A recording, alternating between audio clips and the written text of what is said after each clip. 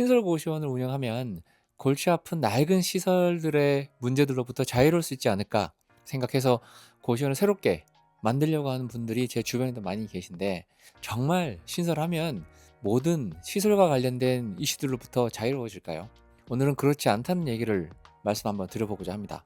운영이 편하니까 수익률은 조금 낮더라도 괜찮겠다 싶어서 고시원 신설하시는 분들이 제 주변에도 꽤 많이 됩니다. 제가 도움들 많이 드리고 있고요.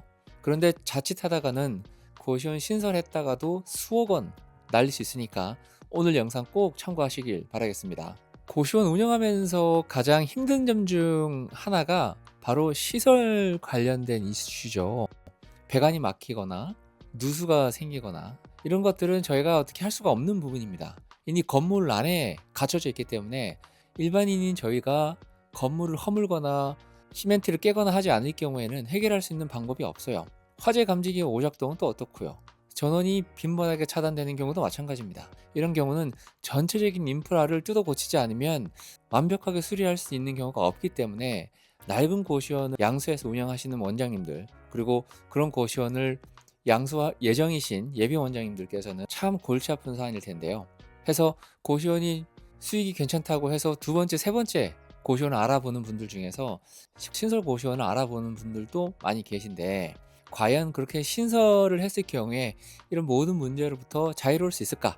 거기에 대해서 오늘 말씀 한번 나눠보고자 합니다. 이런 시설들을 새롭게 처음부터 깔면 이런 시설 관련된 이슈부터는 좀 골치가 덜 아플 수 있는데, 또 새로운 문제들을 맞이할 수 있게 됩니다.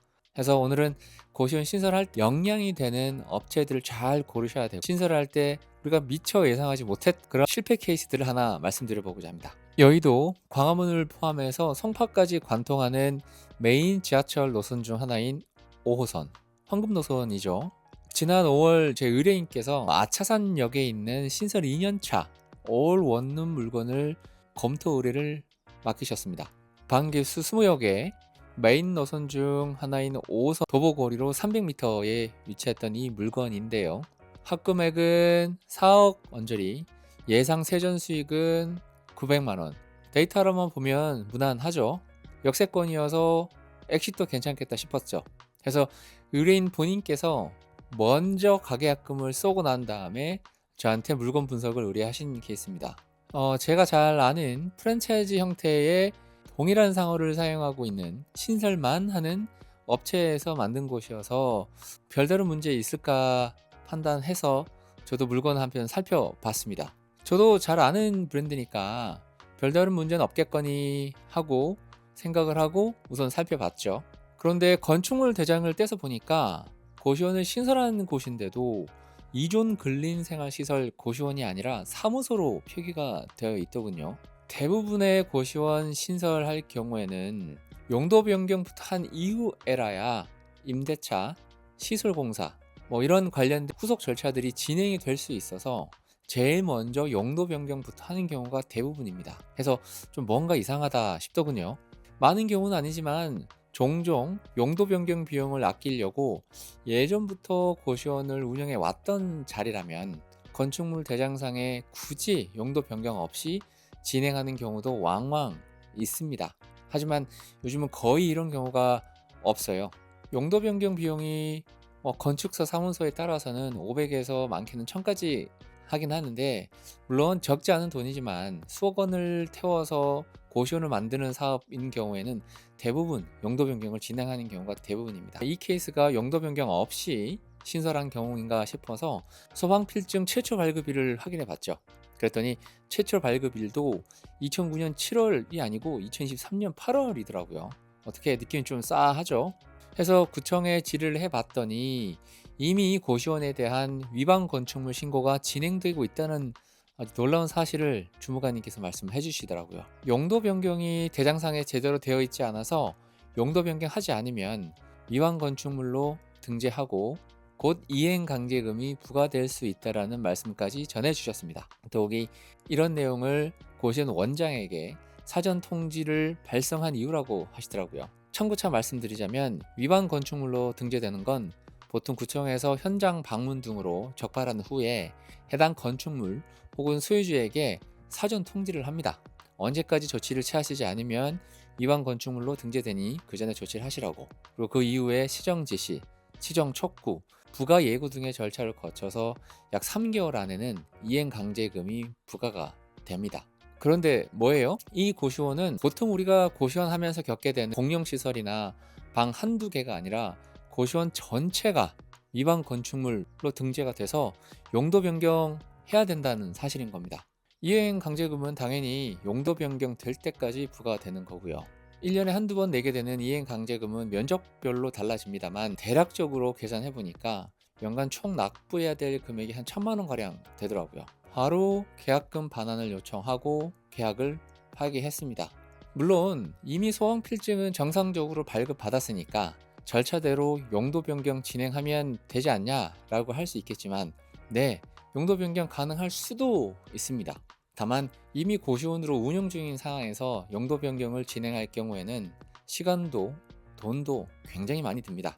소방 필증이 있다고 하더라도 소방 그리고 건축 관련된 지적사항이 용도 변경 과정에서 충분히 나올 수가 있고요. 또 이를 시정 반영하기 위해서는 엄청난 시간과 에너지가 들어갈 수밖에 없습니다.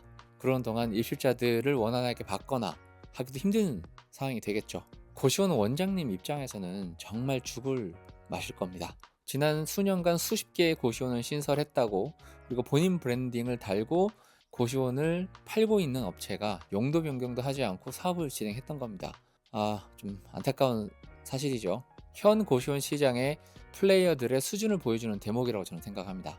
저희야 계약금을 받고 계약을 파기를 했는데 최근에 혹시나 싶어서 들어가 보니까 이 고시원이 손바뀜이 있더라고요. 그러니까 새로운 원장님이 인수를 하신 거죠. 그렇게 새로운 원장님이 이 사실을 알고 인수를 하셨을까요? 저는 아니라고 봅니다. 소방 필증 나오니까 괜찮다라는 중개인과 양도 원장의 말만 듣고 양수하셨을 가능성이 높다고 저는 판단합니다. 이행 강제금도 강제금이지만 이게 해결이 안 되면 건축물 대장상에 이제 위반 건축물로 표기가 되잖아요. 그러면 추후 새로운 양수인을 저희가 적절하게 구할 수가 있을까요? 아니죠. 정말 힘들겠죠. 누가 이렇게 위반 건축물 되어 있고 이행 강제금도 1년에 거의 뭐 수천만 원 가량 납부해야 되는 이런 고시원을 인수하려고 하겠습니까? 아무것도 모르고 인수하신 이 신규 원장님 잘 해결되시길 기원하겠습니다. 두 번째 케이스를 말씀드릴게요. 양도 원장의 현 임대차 계약서의 갱신 주기를 꼭 확인하시고 고시원을 인수하셔야 됩니다. 이거 확인하지 않고 권리 계약했다가 임차인으로 보장받을 수 있는 권리를 다 보장받지 못해서 최악의 경우에는 내 권리금을 전부 다 날릴 수 있는 경우도 있을 수 있습니다. 정말 조심하셔야 되는 케이스예요. 우리가 권리 계약할 때 양도 원장의 임대차 계약서, 그리고 입실자 현황 등 이런 서류들을 우리가 한 번씩 다 확인해야 된다고는 다 말씀 제가 드렸잖아요. 여기에 더해서 현 양도 원장이 현 건물주와 임대차 계약을 몇 년 단위로 갱신해 왔는지도 반드시 확인하셔야 됩니다. 무슨 이야기인가 싶죠? 설명 한번 드려보겠습니다. 임대차 계약은 당연히 2년 단위로 하는 거 아니냐라고 하실 분도 계실 텐데 아닙니다. 상가 임대차 계약, 즉 우리 고시원 임대차 계약은 1년마다 갱신이 가능합니다. 전세, 월세 같은 주택 임대차 계약은 임대인이 1년 단위로만 계약하더라도 추후에 임차인이 마음이 바뀌어서 아니에요, 저는 2년 살래요 라고 하면 임대차 계약이 2년이 되는 겁니다. 주거 안정을 보다 더 중요하게 보고 있어서 전월세 계약의 경우 임차인이 좀 더 보호받을 수 있도록 되어 있는 상황이에요. 하지만 상가 임대차는 조금 달라요. 우리 같은 고시원 원장은 장사를 하는 거잖아요. 방을 파는. 그리고 그 장사를 상가라는 상업용 건물에 사는 거고요. 그래서 우리는 상가 건물 임대차 보호법의 보호를 받게 되는 겁니다. 이 법에서는 최소 임대차 보호 기간이 1년이 아닌 6개월이어서 건물주와 고시원 원장이 이론적으로는 계약상 계약 단위를 1년씩 할 수 있는 겁니다. 그래서 계약서에 임대차 계약이 1년으로 되어 있다면 양수 원장이 추후에 마음이 바뀌어서 저 임대차 계약을 2년으로 해주세요 라고 하더라도 2년이 될 수 없다라는 겁니다. 건물주와 1년 계약을 했으면 계속해서 1년 단위로 갱신이 돼야 된다는 겁니다. 해서 결론은 우리한테 고시원을 팔려고 하는 양도 원장이 현 건물주와 임대차 계약을 1년씩 해왔으면 어때요? 우리도 임대차 계약을 1년씩 해야 할 가능성이 매우 크다는 겁니다. 2년 단위가 아니고요. 해서 우리는 양도 원장의 임대차 계약 갱신 주기가 1년이었었는지 2년이었었는지 계약금 넣기 전에 반드시 확인해야 합니다. 뭐 좀 복잡한 이런 내용을 왜 확인해야 되고 이걸 왜 중요하게 우리가 생각을 해야 되는 걸까요? 바로 환산보증금 상한선 도래일 때문입니다. 제 의뢰인의 케이스를 들어서 이게 왜 정말 중요한지 한번 설명드려 볼게요. 양도 원장 본인도 임대차 계약을 1년마다 계속 해오면서 2, 3년이 지나면 환산보증금 상한선이 도래하니까 본인 임대차 계약 갱신 주기가 1년이라는 사실을 숨기고 양도하려다 저희가 찾아내서 계약금을 돌려받은 케이스가 있습니다. 올 초에 있었던 케이스인데요.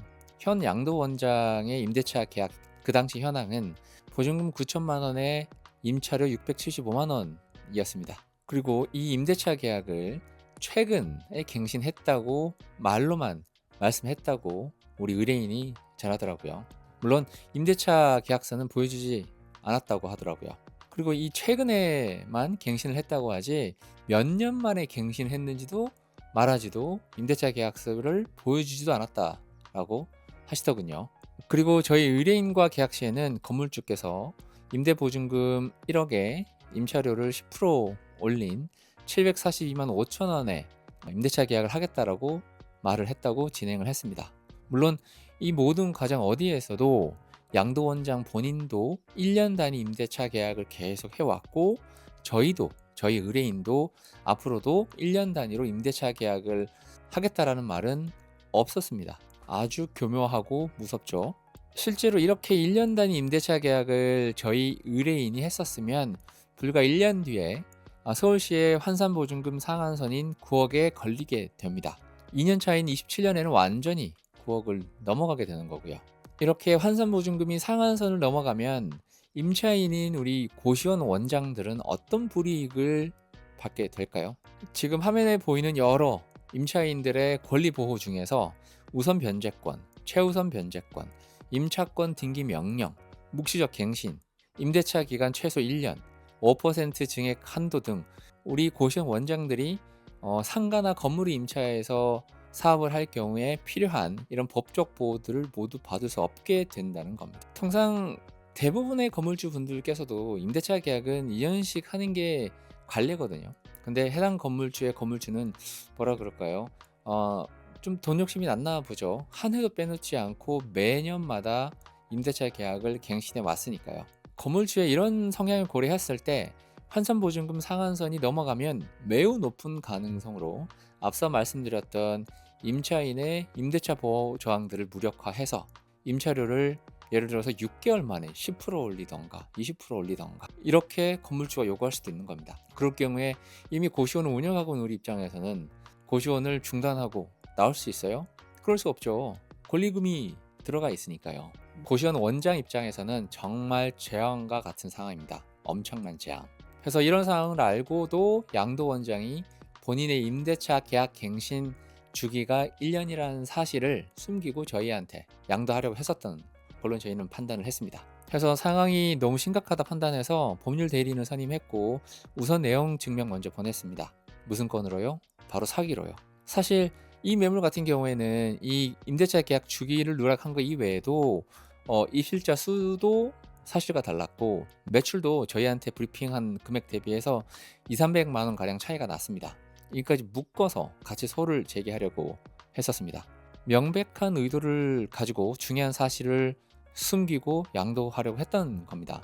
그런데 문제는 이 고시원을 저희야 내용 증명을 보내고 난 다음에 계약금을 당연히 돌려받았습니다. 다시 이 고시원을 최근에 한번 들어가 보니까 올해 7월에 이미 다른 원장님께서 인수를 하신 걸로 나타나더라고요. 새로 인수하신 원장님들께서는 어떻게 엑싯을 할 수나 있을지 저는 잘 모르겠어요. 제가 다 걱정이 됩니다.